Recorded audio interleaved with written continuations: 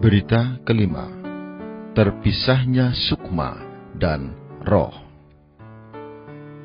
Pembacaan Alkitab, Ibrani pasal 4 ayat 12 sampai dengan 13. Sebab firman Allah hidup dan kuat dan lebih tajam daripada pedang bermata dua manapun.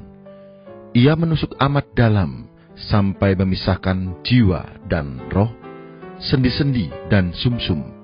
Ia sanggup membedakan pertimbangan dan pikiran hati kita, dan tidak ada suatu makhluk pun yang tersembunyi di hadapannya, sebab segala sesuatu telanjang dan terbuka di depan mata Dia, yang kepadanya kita harus memberikan pertanggungan jawab. Kesatu, pentingnya terpisahnya sukma dan roh. Terpisahnya sukma dan roh merupakan suatu perkara yang sangat penting. Ini bersangkut paut dengan dapat tidaknya hayat rohani seorang Kristen bertumbuh. Kalau seorang Kristen tidak mengetahui perbedaan antara sukma dan roh, bagaimana dia dapat menuntut perkara-perkara rohani? Lagi pula, seringkali ia akan menganggap perkara sukmawi sebagai perkara rohani, sehingga terus-menerus hidup di dalam penghidupan sukmawi tanpa menuntut perkara-perkara rohani. Firman Allah berkali-kali mengatakan, sukma itu demikian-demikian. Juga berkali-kali mengatakan, roh itu demikian-demikian. Misalnya, dalam Alkitab tercantum ada orang bersedih di dalam sukma. Ada juga orang bersedih di dalam roh. Alkitab mengatakan, ada orang bersukacita di dalam sukma. Juga ada orang bersukacita di dalam roh. Kemudian, ada orang menggabungkan ayat-ayat tersebut dan mengambil satu kesimpulan. Kalaupun fungsi roh dan fungsi sukma sama, itu berarti roh adalah sukma. Pendapat demikian seolah seperti Anda bisa makan, saya juga bisa makan, jadi Anda adalah saya. Tetapi Ibrani pasal 4 ayat 12 berkata, sebab firman Allah hidup dan kuat dan lebih tajam daripada pedang bermata dua manapun. Ia menusuk amat dalam sampai memisahkan jiwa dan roh, sendi-sendi dan sumsum. Kalau sukma dan roh bisa dipisahkan, itu berarti sukma adalah sukma dan roh adalah roh. Sukma tidak sama dengan roh. Kejadian pasal 2 memperlihatkan kepada kita, pada mulanya Allah dengan debu tanah menciptakan manusia. Kemudian Allah menghembuskan nafas hidup ke dalam lubang hidung manusia. Begitu nafas hidup ini berkontak dengan tubuh daging manusia, muncullah sukma. Kejadian pasal 2 ayat 7. Kata makhluk yang hidup menurut bahasa aslinya seharusnya terjemahkan sukma yang hidup. Sebab itu, sukma adalah keistimewaan manusia. Nafas hidup ini adalah roh manusia. Ia berasal dari Allah. Dalam roh ada perasaan ilahi yang bisa mengetahui suara ilahi, bisa bersekutu dengan Allah. Tetapi setelah Adam jatuh, rohnya mati terhadap Allah. Selanjutnya, roh Adam dan anak cucunya tertekan oleh sukma, sehingga roh dan sukma bercampur menjadi satu. Ketika seorang beroleh selamat, roh orang itu hidup terhadap Allah. Tetapi karena roh yang sukmanya telah cukup lama bercampur jadi satu, maka perlu firman Tuhan untuk memisahkan sukma dan rohnya. Kedua, sukmawi atau rohani. Meskipun fungsi sukma dan roh itu mirip, tetapi lingkupannya tidak sama. Ini juga dikarenakan sumber keduanya tidak sama. Hari ini Anda bersukacita. Mungkin sukacita itu berasal dari sukma. Mungkin juga berasal dari roh. Sama-sama bersukacita, tetapi sukacita itu berasal dari mana? Disinilah perbedaannya. Hari ini Anda merasa sedih. Mungkin kepedihan itu berasal dari sukma, mungkin juga berasal dari roh. Sama-sama bersedih, tetapi dari mana sumber kesedihan itu? Disinilah perbedaannya. Dari mana asal masalah? Inilah pertanyaan yang diajukan oleh Allah. Misalnya, Allah berjanji kepada Abraham bahwa Ia akan melahirkan seorang putra. Saat itu, Abraham sudah tua, kelihatannya sudah tidak berpengharapan lagi. Menunggu cukup lama, namun janji Allah belum terpenuhi. Istrinya mengajukan satu cara supaya dia mengambil Hagar, lahirlah Ismail. 14 tahun kemudian, Allah membuat dia melalui istrinya, Sarah, melahirkan Ishak. Kalau kita membaca kitab Kejadian pasal 15, 16, 17, dan 21, kita belum nampak Ishak dan Ismail mewakili apa. Sampai kita membaca kitab Perjanjian Baru, Galatia pasal 4, barulah kita nampak apa sebenarnya arti Ishak dan Ismail. Di sana, Paulus memberitahu kita, yang satu dilahirkan berdasarkan janji, dan yang lain berdasarkan darah daging. Apakah Anda melihat perbedaan ini? Orang mengira asal ada anak sudah terhitung dan beres. Tetapi Allah akan bertanya, bagaimana proses terlahirnya anak itu? Kita mengira asal ada anak sudah beres, tak peduli dia itu Ishak atau Ismail. Tetapi firman Allah berkata, Ismail mewakili darah daging, Ishak mewakili rohani. Yang diwakili Ismail adalah manusia berdasarkan kepandaiannya, berdasarkan kekuatannya, mendapat sesuatu. Yang diwakili oleh Ishak adalah yang diberikan oleh Allah, yang berasal dari Allah. Jadi, apakah yang disebut sukmawi? Sukmawi adalah melakukan sesuatu bersandar diri sendiri. Apakah yang disebut rohani? Rohani adalah melakukan sesuatu bersandar Allah.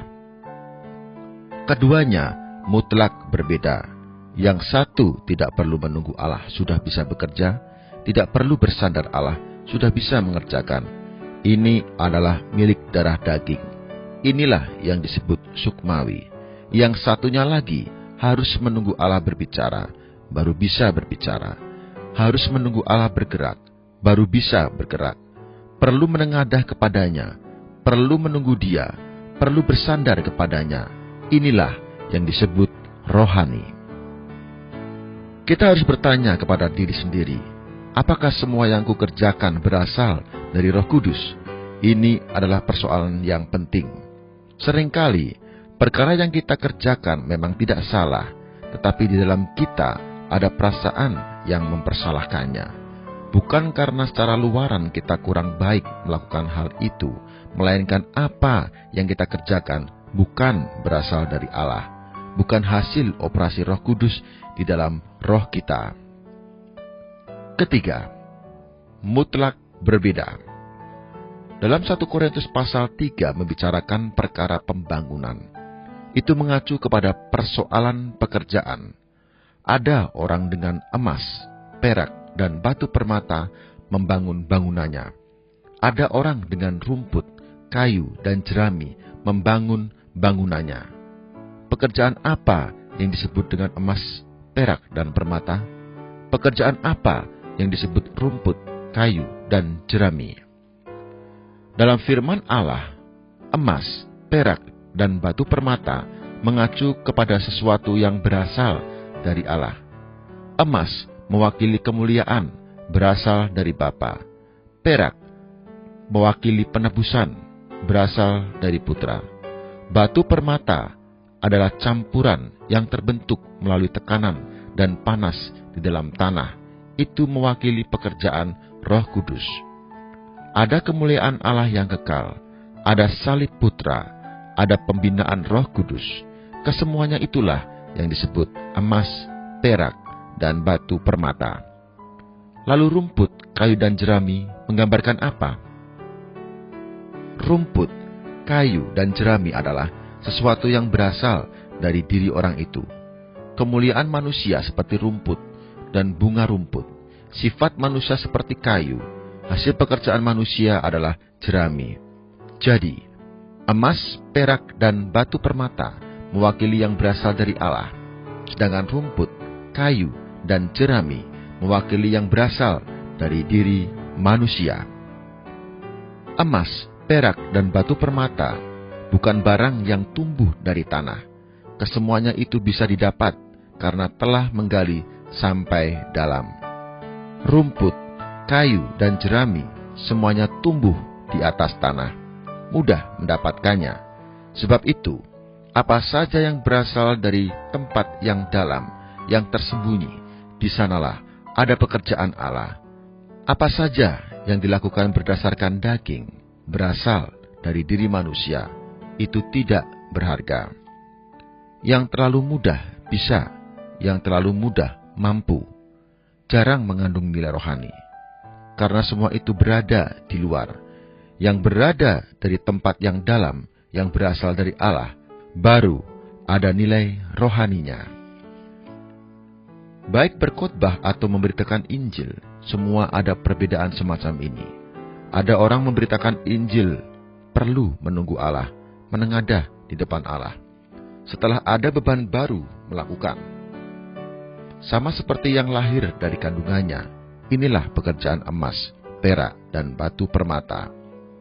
Ada orang memberitakan Injil karena otaknya cepat, petah lidah, daya ingatnya tajam dan kuat. Dia bisa berdiri memberitakan. Akibatnya, ia sangat sibuk bekerja. Tetapi di hadapan Allah, itu adalah rumput, kayu, dan jerami. Tidak ada nilai rohaninya. Ada seorang saudara berkhotbah di suatu tempat. Menurut pandangan manusia, keadaan luarnya cukup baik. Karena itu, seharusnya dia bersuka cita. Tetapi aneh sekali, semakin ia melakukan, semakin merasakan kempis, seolah kehilangan tenaga. Di luar mungkin melakukan dengan sangat giat, tetapi di dalam semakin lama, semakin lapar. Semakin melakukan, semakin kering. Semakin melakukan, semakin kempis. Setelah melakukan, ia malah mengaku dosa di depan Allah. Ia mengakui bahwa semuanya itu dilakukan bersandar dirinya sendiri. Sebab itu, masalahnya bukan keadaan luar dari pekerjaan, melainkan siapa yang melakukan. Perbedaan di sini tidak tergantung pada bagaimana perkataan yang di luar, juga tidak tergantung pada hasil di luar. Perbedaannya hanya satu, yaitu berasal dari mana. Oleh karena ada perbedaan ini, maka meskipun ada orang telah belajar perkataan yang sama, telah memberitakan khotbah yang sama, namun setelah itu orang lain merasakan bahwa orang ini adalah orang yang pandai. Seorang lainnya juga mengatakan kata-kata yang sama, memberitakan khotbah yang sama. Namun setelah itu, orang lain merasakan bahwa orang ini adalah orang yang mengenal Allah. Ada orang ketika kita berjumpa dengannya, kita akan menundukkan kepala dan berkata, Allah ada di sini. Ada orang ketika kita bertemu dengannya, kita hanya bisa mengatakan bahwa ia pandai, ia petah lidah. Kalau Anda menjamah Allah, Anda juga bisa membuat orang lain menjamah Allah. Kalau Anda menjamah sukma, Anda hanya bisa membuat orang lain menjamah diri Anda sendiri. Hal ini mutlak berbeda. Keempat, Tuhan yang melakukan. Bukan hanya dalam hal melayani Allah, dalam penghidupan pribadi kita juga demikian. Ada seorang Kristen berbicara dengan seorang hamba Allah, karena dia merasa takut dikritik orang. Maka dalam pembicaraan itu, sebisa-bisanya dia merendahkan diri dan sekuat-kuatnya merendahkan diri. Sikapnya sangat rendah hati, perkataannya juga sangat rendah hati. Tetapi ketika dia merendahkan diri demikian, orang yang duduk di sampingnya merasakan tidak enak. Seorang yang benar-benar rendah hati tidak perlu menggunakan begitu banyak tenaga. di sana dia berpura-pura merendahkan diri. Sebab itu, perbuatannya itu sangat melelahkan. Kalau Anda mengatakan dia tidak rendah hati, ia ada sedikit rendah hati. Tetapi, rendah hatinya itu adalah rendah hati buatan manusia. Itulah yang disebut sukmawi. Sebaliknya, kalau Allah pernah bekerja di dalamnya, dengan sewajarnya dia sudah rendah hati. Ia sendiri tidak merasakan bisa rendah hati, tetapi orang yang ada di sampingnya bisa melihat bahwa di atas diri orang ini ada pekerjaan Allah. Orang yang membubuhkan bedak di mukanya perlu sering melihat cermin, tetapi ketika wajah Musa bercahaya, Musa sendiri tidak mengetahuinya. Ada orang karena Allah bekerja di dalam dirinya, maka pekerjaannya membuahkan suatu hasil. Inilah yang disebut dengan rohani. Ada orang bersandar dirinya sendiri bekerja, ia sendiri yang melakukan, sebab itu dia merasa menjadi orang Kristen sangatlah berat. Sebenarnya, menjadi orang Kristen tidak perlu sekuat tenaga melakukan sesuatu. Kita selalu berpikir, asalkan penampilan luar kita baik, itu sudah cukup. Tetapi, di pandangan Allah, sumbernya berbeda. Yang satu berasal dari Allah, yang satu lagi berasal dari gairah darah daging. Ada orang berusaha untuk sabar, tetapi Anda yang ada di dekatnya merasa susah atas kesabarannya. Ada orang bersabar, namun dia sendiri tidak merasakannya, dan Anda akan menundukkan kepala dan berkata bahwa Allah telah bekerja di atas diri orang ini. Anda nampak itu berasal dari diri manusia sendiri, dan ini berasal dari Allah. Perbedaan ini bukan tergantung pada lahiriahnya, melainkan tergantung pada sumbernya. Tidak saja demikian, ada juga hal-hal yang berasal dari hayat alamiah yang dilakukan dengan spontan. Tetapi, meskipun dilakukan dengan spontan, belum tentu itu berasal dari roh. Ada orang sejak lahir sudah lemah lembut, tetapi pada suatu hari dia akan nampak bahwa lemah lembut bawaan itu berbeda sekali dengan lemah lembut pemberian Tuhan.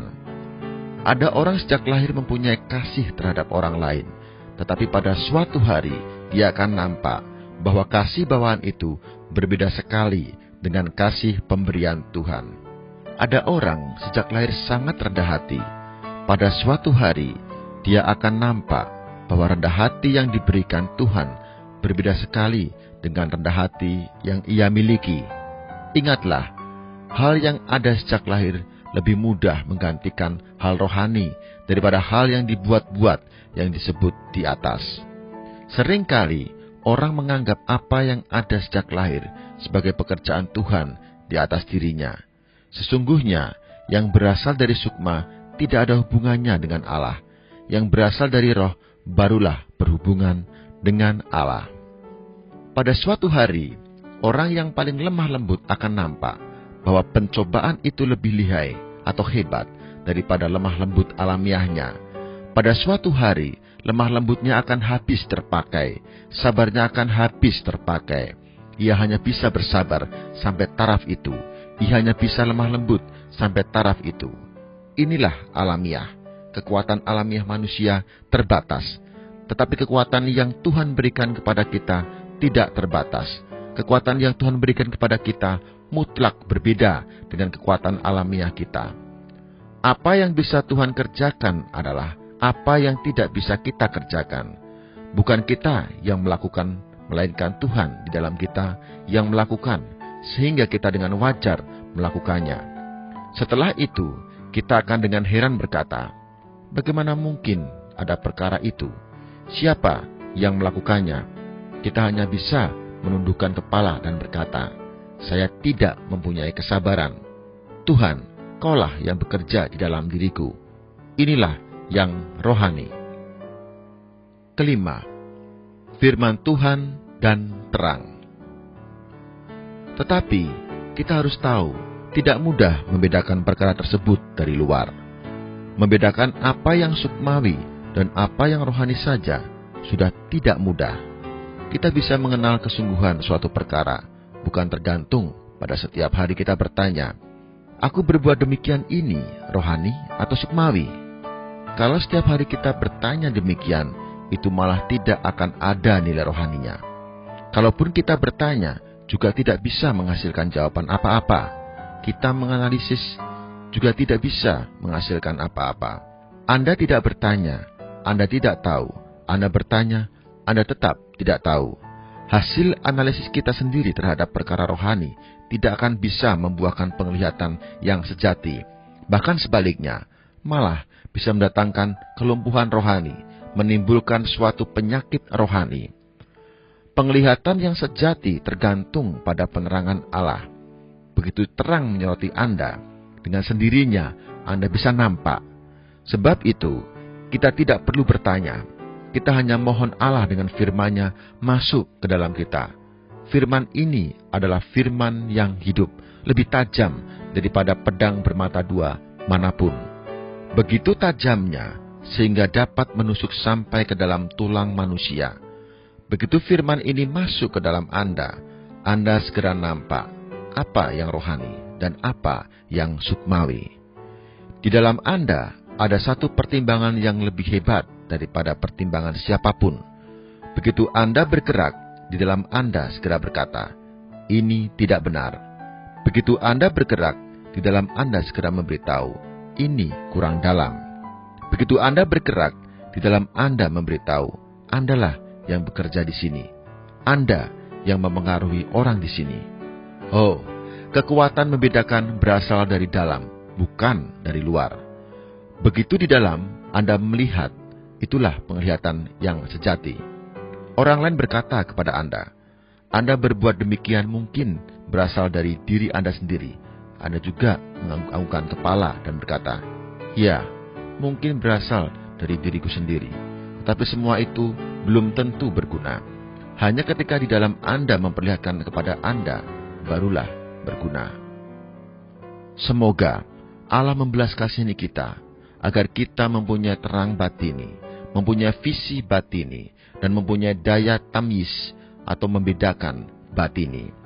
Terpisahnya sukma dengan roh adalah dasar kekuatan untuk membedakan bagi orang Kristen. Kita mempunyai daya tamyiz atau tidak, itu bukan berasal dari belajar, melainkan dari dalam mendapatkan terang. Apa yang kita harapkan di depan Allah ialah firman-Nya masuk ke dalam kita dan memancarkan terang, sehingga kita nampak pekerjaan dan penghidupan kita yang mana yang sukmawi dan mana yang rohani. Amin.